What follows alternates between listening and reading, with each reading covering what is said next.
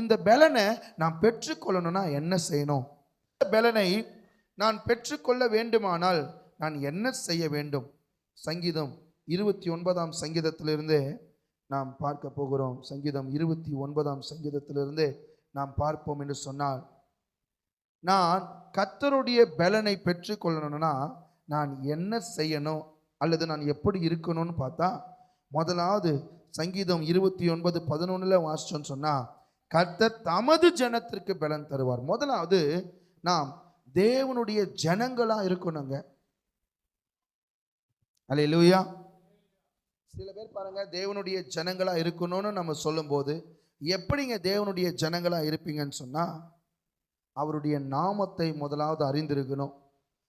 சில நேரங்கள் சொல்லுவாங்க, எங்கள் அப்பாவை நான் போய் பார்த்தேன், சித்தப்பை பார்க்கும்போது, டேய் நாமெல்லாம் இந்த என்னது ஒரு குறிப்பிட்ட கேஸ்ட்டை சொல்லி இதில் நம்ம என்ன பண்ணுறோம், வருகிறவர்களாக இருக்கிறோம் அப்படின்னு சொன்னார். ஏன்? அந்த நாமத்தை என்ன பண்ணுறாங்க, பின்னாடி வச்சுருக்கிறாங்க. நாமெல்லாம் சில பேர் பாருங்கள், யார் பெருமை பாராட்டுவாங்க பார்த்தீங்கன்னா, நாங்கள்லாம் ஜமீன்தார் குடும்பம். இன்றைக்கு கர்த்தருடைய பிள்ளைகளாய், கர்த்தருடைய ஜனங்களாய் நாம் இருப்போமானால் முதலாவது அவர் நாமத்தை அறிந்திருக்கிறவர்களாக இருக்கணும். ஏசாயா 52ஆம் அதிகாரத்தின் 6ஆம் வசனத்தை நாம் வாசிக்கும் போது, ஆமென், ஏசாயா 52 வசனம் 6,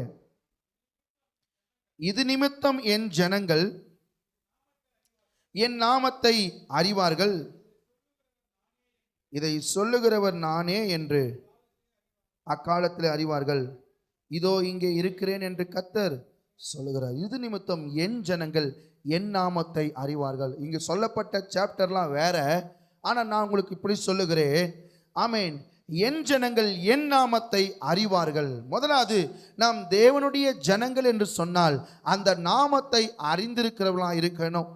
இன்றைக்கு பேரளவில் கிறிஸ்தவர்கள் என்று சொல்லி நாம் சுற்றி கொண்டிருக்கிறோம். அவரை குறித்த அறிவு நமக்கு இருக்கிறதா? என் அப்பான்னு சொன்னால் நான் அவரை குறித்து அறிந்திருக்கணும், அல்லது அவருடைய மகத்துவத்தை குறித்தாவது அறிந்திருக்கணும். சில பேர் சொல்லுவாங்க, அவர் என்னுடைய அப்பான்னு சொன்னால் அவருடைய நன்மையை மாத்திரம் சொல்வார். எங்கள் அப்பாலாம் வாரி என்ன பண்ணுவார், கொடுத்துருக்கிறார். இதோ இந்த இடத்துல இருக்கிற இந்த இடம்லாம் எங்கள் அப்பா ஏழைகளுக்கு தானமாக கொடுத்தார். நான் கேள்விப்பட்டிருக்கிறேன். ஆமென். இந்த இடத்த சர்ச்சுக்கு கொடுத்துருக்கிறார். அண்ணன் சொல்லியிருக்கிறாங்க, அம்மா அந்த இடத்த சர்ச்சுக்கே என்ன பண்ணியிருக்காங்க, கொடுத்துருக்குறாங்க. அப்போ பாருங்க, ஏன் அப்படி சொல்றோன்னா, அவர் என்ன செய்தார் என்கிறதையாவது நான் என்ன பண்ணியிருக்கணும், அறிந்து வைத்திருக்கணும். என் ஜனங்கள், ஆமென். சரி, இந்த பலனை பெற்றுக்கொள்ளனா முதலாவது நாம் அவரின் ஜனங்களா இருக்கணும். அவர் நாமத்தை அறிந்த ஜனங்களா இருக்கணும். அவருடைய நாமத்தை தரிக்கப்பட்ட ஜனங்களா இருக்கணும். ஆமென். 2 நாளாகமும் 7 வசனம் 14 வாசிப்புமானால், 2 நாளாகமும் 7 வசனம் 14, என் நாமம் தரிக்கப்பட்ட ஜனங்கள் என்று சொல்லப்படுகிறது. போதுமானது. இது ஜெபத்திற்காக சொல்லுவோம். என் நாமம் தரிக்கப்பட்ட என் ஜனங்கள் தங்களை தாழ்த்தி என்று சொல்லி இந்த வசனம் துவங்குகிறத பார்க்கிறோம். பாருங்க, முதலாவது நாம் தேவன் கொடுக்கிற பலனை பெற்றுக்கொள்ள வேண்டுமே ஆனால் நாம் அவருடைய நாமத்தை அறிந்த ஜனமா இருக்கணும். அவருடைய நாமத்தை தரித்து வாழ்கிற ஜனமா இருக்கணும். ஒரு ஆமென் சொல்லுவோமாக. அல்லேலூயா. ஆமென். கிறிஸ்து இயேசுவின் அங்க அடையாளங்களை நான் எனக்குள் என்ன செய்கிறேன், தரித்திருக்கிறேன்னு பவுல் சொல்லுகிறார். பார்த்தீங்களா? கிறிஸ்துவினுடைய அடையாளங்களை அப்படியே நான் தரித்திருக்கிறேன். என்ன பார்த்தா இயேசுவை பார்க்கலான்னு சொல்ற அளவுக்கு பவுல் என்ன செய்கிறார், அங்கே ஆமென் சாட்சியை சொல்லுகிறதை பார்க்கிறோம். தேவனுடைய நாமத்தை அறிந்த ஜனமாய் நாம் இருக்கும்போது, தேவனுடைய நாமத்தை தரித்திருக்கிற ஜனமாய் இருக்கும்போது, கர்த்தர் தனது ஜனமாகிய ஆமென் பிள்ளைகளுக்கு பலனை கொடுக்கிறவராய் இருக்கிறார். அல்லேலூயா, அல்லேலூயா. நாம் தேவனுடைய நாமத்தை தரிக்கப்பட்டவர்களாய் இருக்கணும். இன்னைக்கு கிறிஸ்தவன் என்கிற பேரோட சுத்துகிறோம், ஆனால் உண்மையாகவே கிறிஸ்துவை சுமந்து சுற்றுகிறோமா என்கிற கேள்வி நமக்குள்ளே வேண்டும். உண்மையாகவே கிறிஸ்துவனுடைய அடையாளங்களை தன்னுடைய ஆமென் ஸ்தோத்திரம் சரீரத்திலே பொறித்து கொள்ளுகிறவர்கள் அல்லது தன்னுடைய செயல்களிலே பொறித்து கொள்ளுகிறவர்களாய் நாம் இருக்கும்போது தேவனால் உண்டாகிற பலன், அது உறுதியான பலன், அது காண்டாமிருகத்துக்கு ஒத்த பலன், அது நமக்கு கிடைக்கப்படுகிறது. ஒரு அல்லேலூயா சொல்லுவோமாக. அல்லேலூயா, அல்லேலூயா.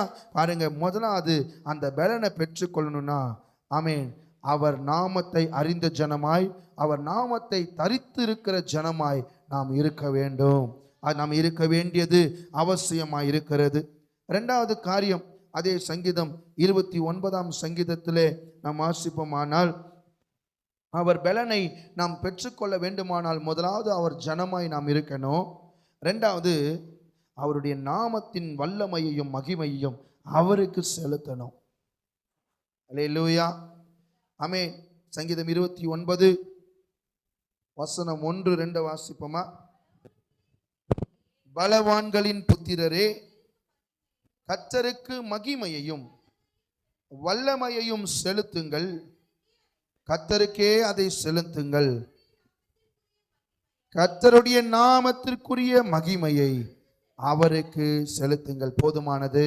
பாருங்க, இரண்டாவது காரியம், நாம் தேவனுடைய ஜனமாய் இருக்கிற நாம் அவருடைய பலனை பெற்றுக்கொள்ள வேண்டும் என்று சொன்னால், அவருடைய நாமத்தின் வல்லமையையும் மகிமையையும் தேவனுக்கு செலுத்துகிறவர்களாக இருக்கணும்.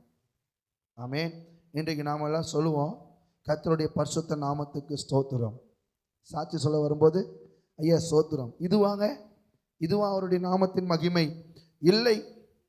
ஏரோது ராஜா இது தேவனுடைய வார்த்தை என்று அதை என்ன பண்ணல, தேவனை மகிமைப்படுத்த துணியாத போது ஆண்டவர் என்ன செய்தார்? அடித்தார். அவன் புழுத்து இறந்து போனான் என்று சொல்லப்படுகிறது. தேவனுடைய நாமத்தின் மகிமையை தேவனுக்கு செலுத்துகிறவர்களுக்கோ தேவன் பலன் தருகிறவராக இருக்கிறார். இது என்னால் ஆகலைங்க, இது தேவன் கொடுத்த ஈவுங்க. அல்லேலூயா. நிறைய பேர் நாம் சொல்லியிருக்கிறோம், ஆண்டவருக்கு மகிமை உண்டாவதாக, தேவனுக்கு மகிமை உண்டாவதாக என்று சொல்லுவது மாத்திரமல்ல, கர்த்தருடைய நாமத்தை நாம் என்ன செய்யணும்? முதலாவது மகிமைப்படுத்தணும். நான் மகிமைப்படுத்தணும். கர்த்தருடைய நாமத்தின் மகிமையை நான் தேவனுக்கு செலுத்துகிறவனா இருக்கணும். இரண்டாவது காரியம், ஆமென், அந்த மகிமை என் நிமித்தம் செலுத்த நான் காரணமா இருக்கணும். பார், பைபிளை தூக்கின்னு போறான், அசிங்கமா பேசுறான். இது எப்படிப்பட்ட நாமத்தின் மகிமை? என்ன மாத்திரம் திட்டல, அந்த ஆண்டவர் என்ன பண்றாங்க? சேர்த்து பழிக்கும்படி காரணம் அமைகிறது. ஆமென். இந்த மாலை வேளையிலே தேவனுடைய பலத்தை நாம் பெற்றுக்கொள்ளும்படி நான் முதலாவது தேவனுடைய நாமத்திற்கு மகிமை செலுத்த வேண்டும். இரண்டாவது, அந்த மகிமை என் நிமித்தம் செலுத்தப்பட நான் காரணமாக இருக்கணும். என்னை பார்த்து பிறரும் தேவனை மகிமைப்படுத்துகிறவர்களாக இருக்கும்படி நாம் நடந்து கொள்ள வேண்டும். இரண்டாவது, நாம் தேவனுடைய நாமத்தின் மகிமையையும் வல்லமையையும் தேவனுக்கு செலுத்துகிறவர்களாய் நாம் காணப்பட வேண்டும். அல்லேலூயா, அல்லேலூயா. மூன்றாவது காரியம் நாம் என்ன செய்யணும் அப்படின்னு சொன்னா, சங்கீதம் 29 2ஆம் வசனத்தின் பாதியிலிருந்து வாசிச்சோன்னு சொன்னா, பரிசுத்த அலங்காரத்துடனே கர்த்தரை தொழுது கொள்ளுங்கள், கர்த்தரை தொழுது கொள்ளுங்கள். இரண்டாவது, கர்த்தர் யாருக்கு பலன் தருகிறாரே என்று சொன்னால், பரிசுத்த அலங்காரத்தோடு கர்த்தரை தொழுது கொள்ளுகிறவர்கள். வெளி ஒரு வேஷம், சபையில் ஒரு வேஷம் அல்ல. வெளியில் ஒரு வாழ்க்கை, சபையில் ஒரு வாழ்க்கை அல்ல. தேவனை பரிசுத்த அலங்காரத்தோடு தொழுது கொள்ளுகிறவனை கர்த்தர் பலப்படுத்துகிறார். அல்லேலூயா. நாம் தீர்மானம் செய்யணுங்க, என் தேவனை நான் ஆராதிக்கும் போது பரிசுத்தமாய் நான் போகணும். அதற்கு நான் ஆயத்தப்படுத்தி போகணும். ஒருவேளை என்னை அறியாமல் நான் ஏதோ தவறு செய்திருப்பேன் ஆனால், என்னை அறியாமல் நான் யாருக்கோ விரோதமாய் நான் எழும்பியிருப்பேன் ஆனால், அதை தேவ சமூகத்தில் மன்னிப்பு கேட்டு என்னை தகுதிப்படுத்தி அந்த ஆயத்தத்தோடு வந்து தேவன் என்ன செய்யணும்? நாம் தொழுது கொள்ள வேண்டும். அதுக்கு தான் நம்ம சொல்கிறோம், என்ன பண்ணுறோம்?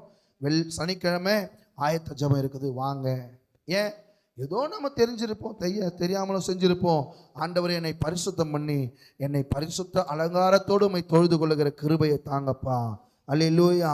அப்படி நாம் செய்வோமே ஆனால் தேவனால் உண்டாகிற எல்லா பலனும் நமக்கு கிடைக்கும். அல்லேலூயா. முதலாவது பாருங்க, தேவனுடைய நாமத்தை தரித்த அறிந்த அவரின் ஜனங்களாக இருக்கணும்.